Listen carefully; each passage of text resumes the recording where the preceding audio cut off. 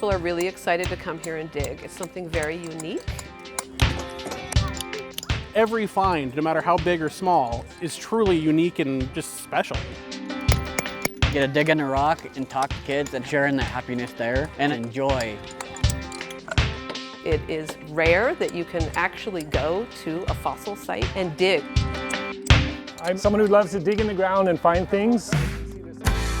We are using our fossil resource to connect the public, the scientific community, our local community, and our students to geology and expose them to paleontology and teach about the ancient lake that was here 50 million years ago. We are in a building on the corner of Clark Avenue and Highway 20, which is the scenic route across our state. It's right on the main street of Republic, which is really nice. We get great exposure, and we're right here on the corner with the highway where the traffic comes through town. My name is Soleil Kabakov. I'm the executive director of the Stonerose Interpretive Center and Eocene Fossil Site in Republic, Washington. Part of what's so special is we have a really large amount of a diversity of life that we find fossilized here. Education is so huge because it's the core of our beginnings. The father of Stonerose, Wes Weir, who's recently passed away, was really a citizen scientist, and he championed that for everyone. He inspired so many people, even several that in their youth had worked with Wes here at the site who've now gone on to become paleontologists.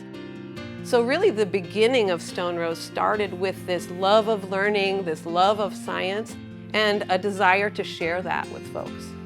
And so as we split that apart, those joints will come apart looser. I love being a part of doing this. I get to work with people from all over the world, the different states, numerous amounts of children, and I like to dig holes.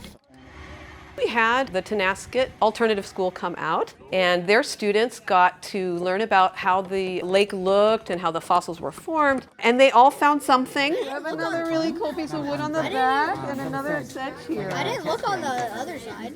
Then they came back and we were able to provide them with some information, so when they go home they remember what they found and they're able to learn more about it. You can tell a lot of how the world was and how the history of the world is just by looking at the rocks from Stonerose.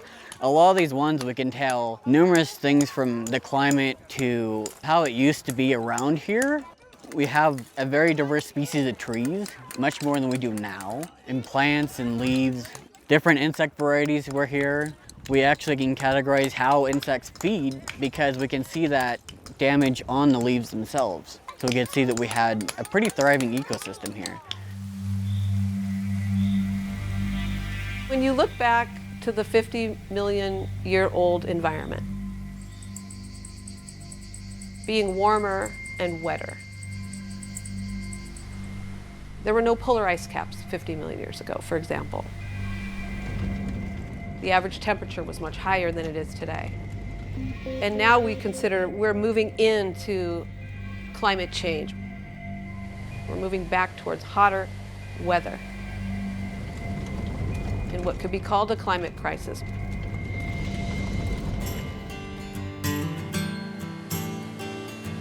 So looking back at what kinds of relationships were there among plants and animals and insects in this warmer, wetter environment, what was that like, may help us predict the way plant life and insect and mammal life will change due to these increasing temperatures and changes in precipitation.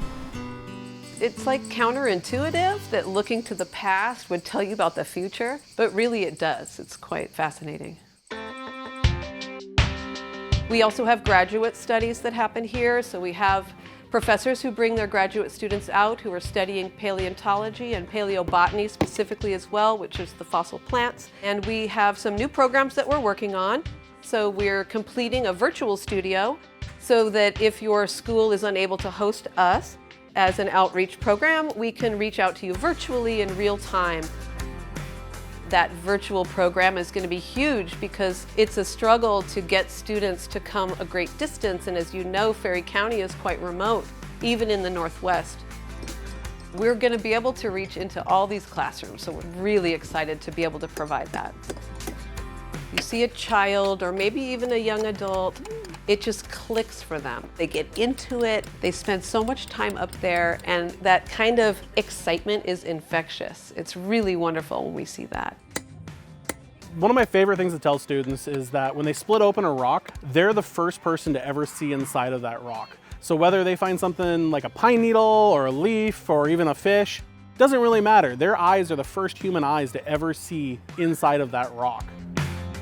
All of these years, it's been very well respected in the scientific community and very well known actually as this prolific site.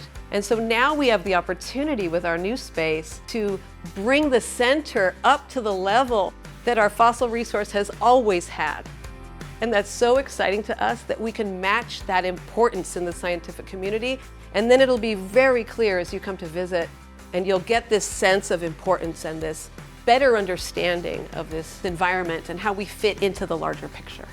It makes us so pleased that we can share this fossil resource and have it affect people's lives in such a positive way.